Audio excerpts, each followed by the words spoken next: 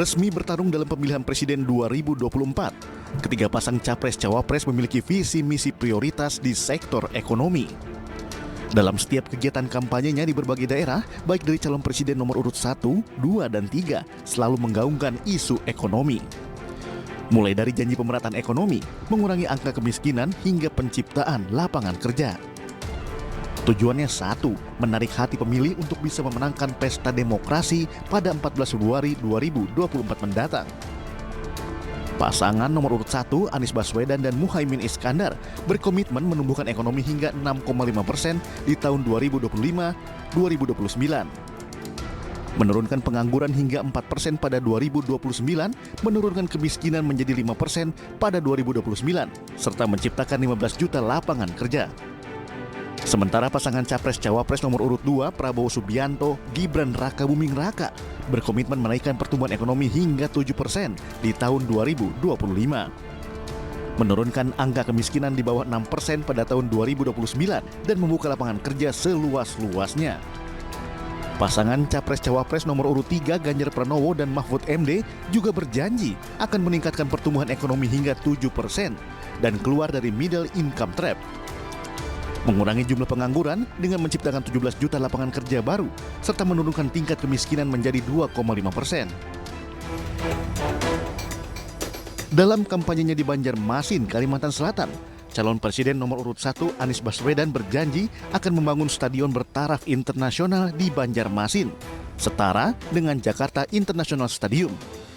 Stadion sepak bola itu diperlukan bukan hanya untuk pertandingan sepak bola, tapi dia wahana mempersatukan kelompok apapun dalam sebuah kegiatan bersama. Itu pertandingan sepak bola.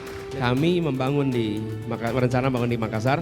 Insya Allah kita akan bangun juga di Banjarmasin supaya klub di Banjarmasin ini bisa kembali bertanding di sini. Wasaka International Stadium itu namanya nanti. Wacana tersebut dilontarkan Anies saat berdialog bersama sejumlah anak muda di Wetland Square Banjarmasin pada Selasa 5 Desember lalu.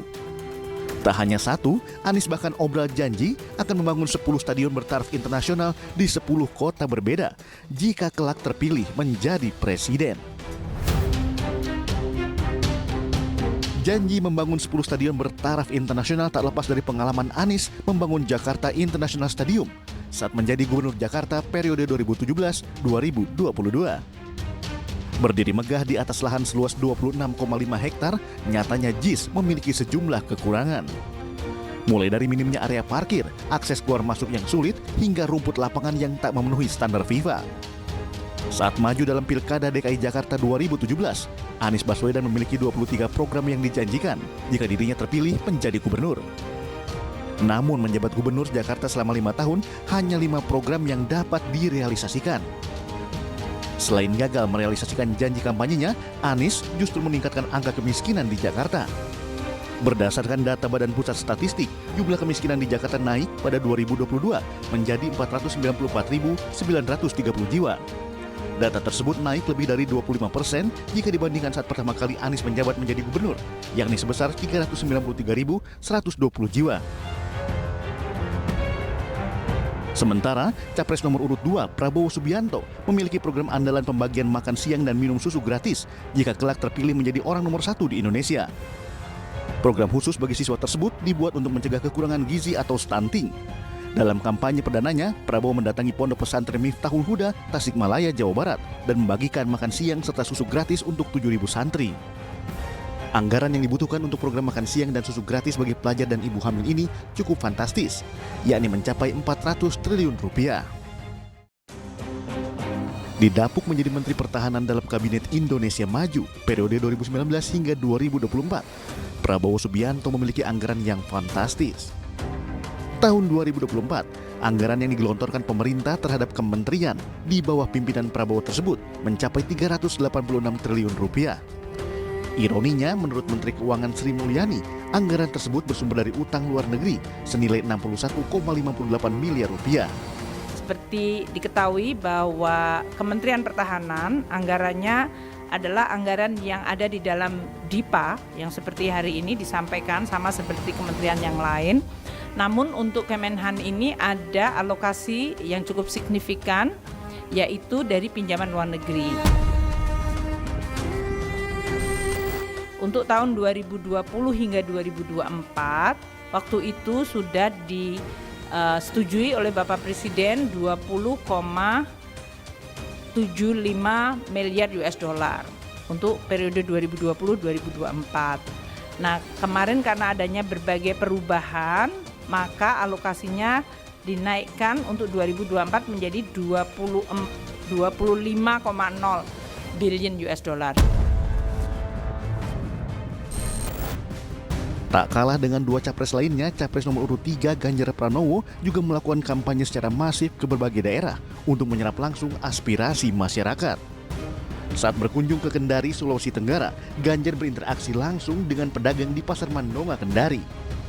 Ganjar mengecek langsung harga kebutuhan pokok yang tengah melambung tinggi. Tak hanya mendengarkan keluh kesah para pedagang, Ganjar juga mendengarkan aspirasi para petani yang meminta kemudahan dan ketersediaan pupuk bagi petani. Petani tadi ada problem satu, pupuknya sulit, kalau dia dapat mahal begitu kan, obat-obatannya mahal dan harganya jatuh. Saya kira ini yang penting hari ini kita mesti siapkan pabrik pupuk. Kita siapkan para penyuluh yang hebat, kita ajari mereka atau berdiskusi dengan para petani yang punya pengalaman bagus. Memimpin Jawa Tengah selama 10 tahun membuat Ganjar yakin dirinya mampu meningkatkan pertumbuhan ekonomi hingga 7%, serta menurunkan angka kemiskinan di Indonesia.